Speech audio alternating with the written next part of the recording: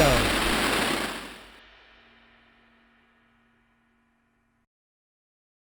What's up, guys? Welcome to another edition of our Dynasty Rookie Spotlight series here at Masters Fantasy Football. And as we've mentioned before, this is an update series. So we've hit on all these guys before, but now the NFL draft has come and gone.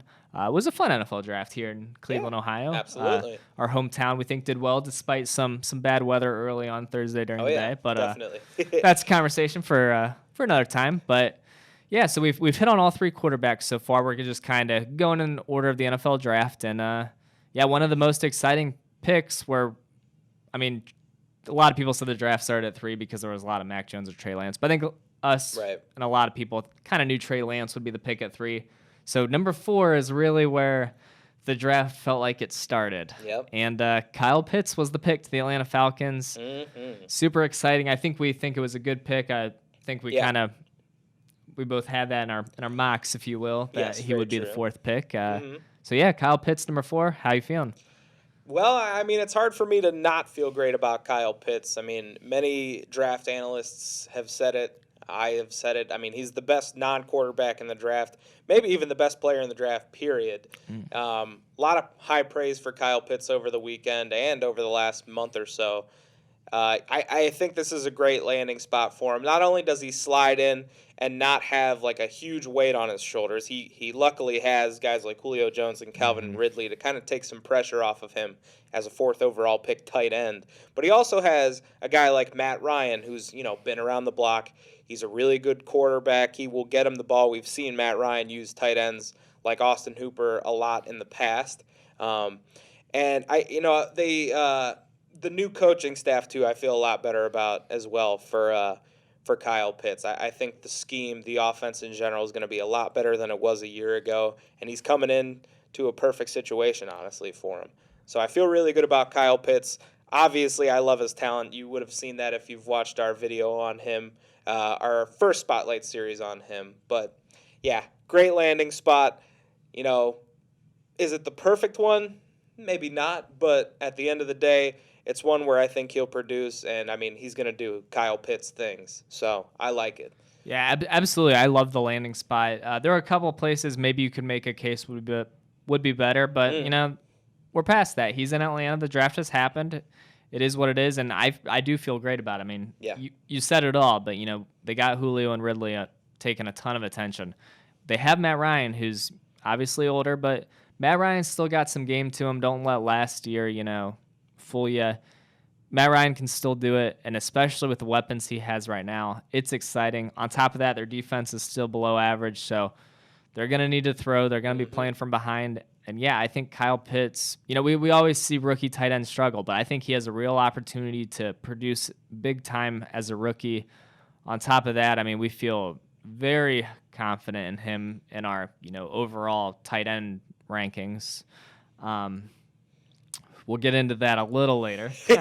Absolutely, yeah. But, yeah, so in terms of where we see him taking him in a Masters upcoming rookie draft, I got to be honest. I heard the idea of him going 1.01 a few weeks back, and I thought, oh, that's crazy. And then the more I thought about it, I thought, well, we see how valuable Kelsey is.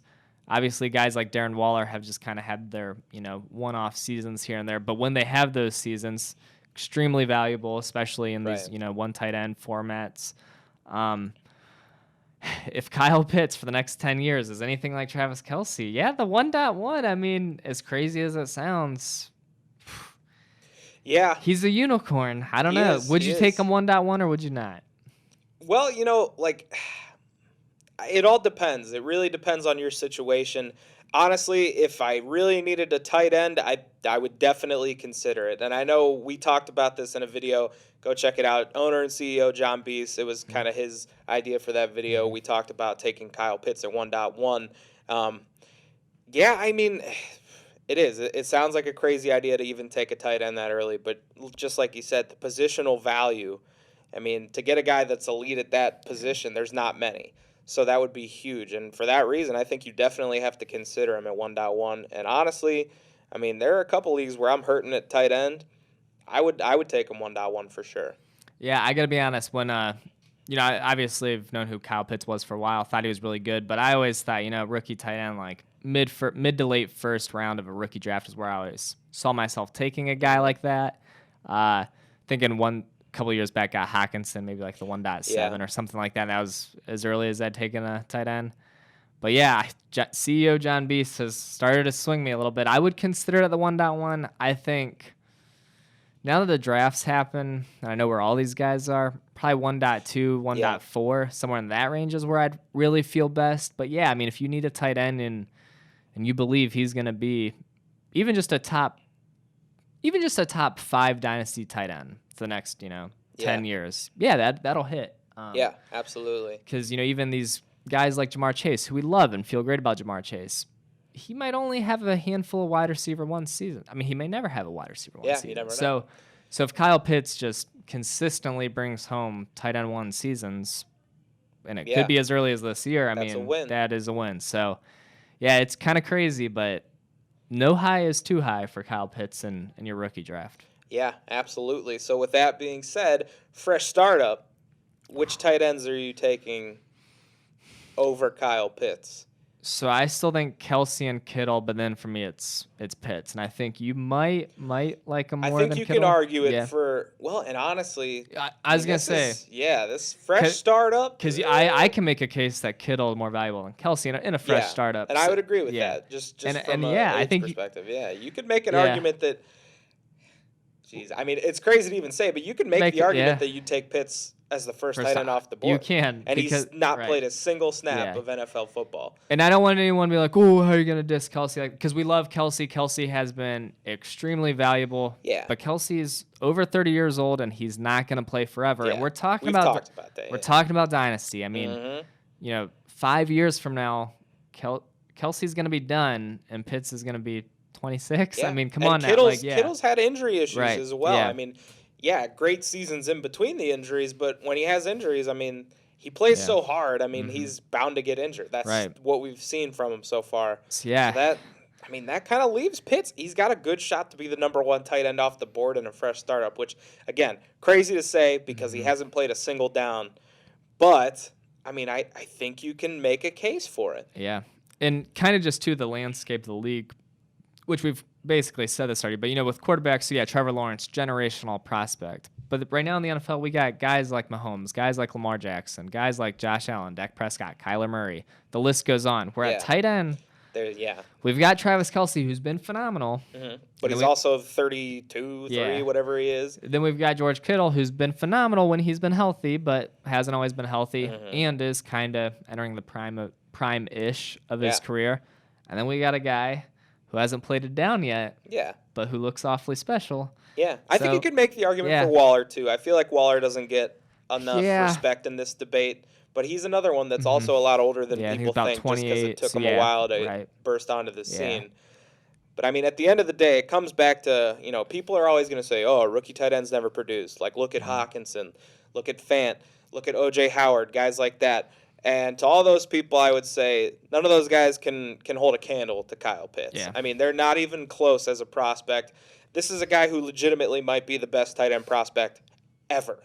And I mean ever. We might not have ever seen someone as talented as this guy at this position. So if you're going to compare him to guys like O.J. Howard or even guys like Eric Ebron that were just really good athletes that played tight end, I think you're doing yourself a disservice. And think about it a little differently. Yeah, agreed. Besides that, though, I don't think I have anything else to say. I'm going to hop off my soapbox. Yeah, I was going to say, aside from the fact that we almost basically just anointed Kyle Pitts tight end one, I think that's about it for our update show. If we talk much longer, we might all of a sudden might be the number one overall player. Yeah. Okay. Right, I think we can keep it that. So real quick, I'm not even joking. So assume Travis Kelce like it's 10 years ago. Where should have Travis Kelce been in across all positions?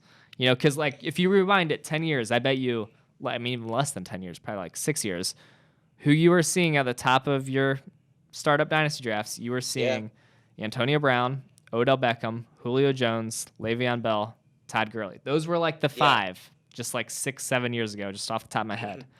Yeah, now half those guys. Travis Kelce is more valuable than all of those guys right now. Oh, yeah, by a lot. too. I think. Yeah.